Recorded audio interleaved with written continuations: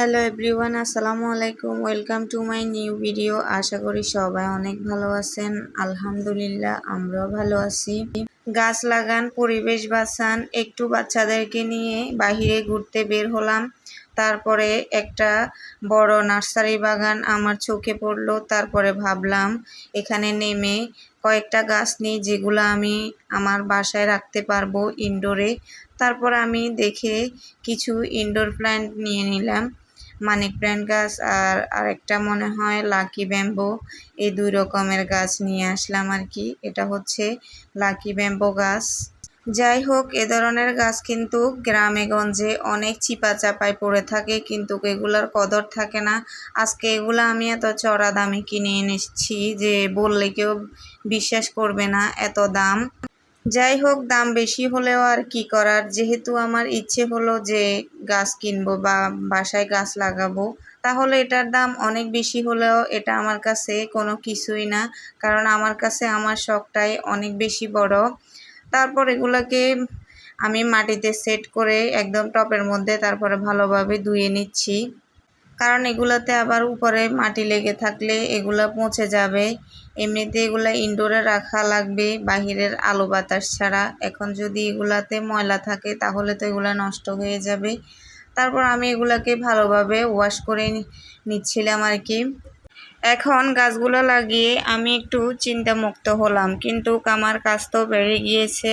এখন ঘরটা অপরিষ্কার হয়ে গেছে, যেহেতু বড় ছেলেও এগুলোকে ধরে ধরে অনেক দুষ্টমি করছে, পুরো বাসায় বাসায় করে ফেলছে। তার জন্য আমি দ্রুত পরিষ্কার করে নিচ্ছি।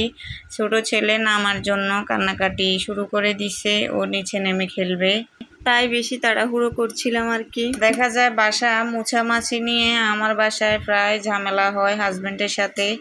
আমার হাজব্যান্ড বলে যে ওরা যেহেতু দেখো যে বেশি ময়লা করে ফেলে, তাহলে তুমি প্রত্যেক দিন মুছার তো দরকার নাই, সপ্তাহে একদিন মুছলে হয়। তো আপনারাই বলেন, সপ্তাহে কি একদিন মুছা যায়? ট্রাইস কর, ডেলি 2-4 বার তো মুছা লাগে। মাশাল্লাহ, আমার বড় ছেলে তো এখন মোটামুটি বুঝে, ও তেমন একটা ময়লা করে না, ও বুঝতে পারে আমার কষ্ট। ছোটটা তো এখনো কিছু বুঝে না। আলহামদুলিল্লাহ, আমার সংসারের কাজ আমার যখন মন চাইতেছে তখন করতেছি, যখন ভালো লাগতেছে না তখন শুয়ে থাকতেছি। কাউকে আমার কফিও দিতে হচ্ছে না।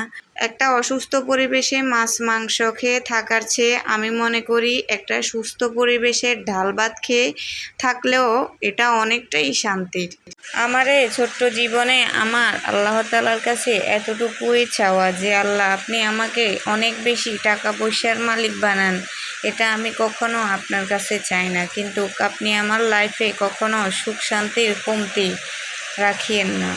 যতটুকু সুখ থাকলে আমি একটা পরিবেশে স্বস্তির নিঃশ্বাস ফেলতে পারবো, যেন শরীরটা একটু ক্লান্ত লাগলে 2-4 ঘন্টা একটু নিশ্চিন্তে বিশ্রাম নিতে পারবো, যেখানে আমাকে বাধা দেওয়ার কেউ থাকবে না, আমাকে কটু কথা শোনাবে না। আল্লাহ তাআলার কাছে আমার এতটুকুই চাওয়া।